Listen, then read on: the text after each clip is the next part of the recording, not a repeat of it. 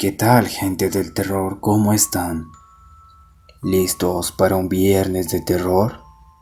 Bien, entonces comencemos. Hoy veremos una historia de terror llamada La Cabaña. Esta es la historia jamás contada de un cazador que un día fue al bosque a hacer precisamente eso, cazar. En su travesía decidió cambiar de rumbo para dar diversidad a su oficio.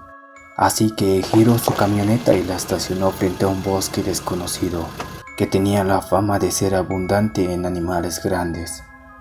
Fue con su escopeta afianzada a sus manos, en espera de algún animal descuidado, pero no pudo ver más allá de su nariz, ya que de repente una abundante niebla se apoderó del panorama. Esta resultaba tan espesa y profusa que el cazador no pudo dar con su rumbo de origen y se adentró en el bosque más de lo que había planeado.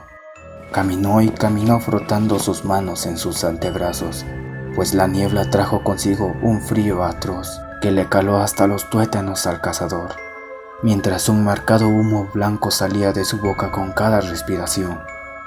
A su vez, temblando como una hoja, el cazador comenzó a dar gritos desgarradores por la desesperación, ya que sintió que 2 días enteros habían pasado.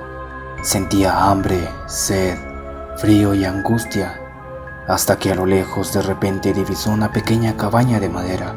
Fue corriendo hasta la cabaña y debido a su desesperación, entró sin siquiera tocar. Todo estaba oscuro, así que como pudo encontró un pequeño interruptor, pero cuando se iluminó la única habitación, el horror pasó por sus ojos al ver un conjunto de cuadros con retratos de personas mirándolo fijamente.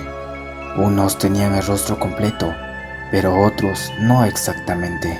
A unos le faltaban los ojos, a otros los dientes y a otros todo el rostro.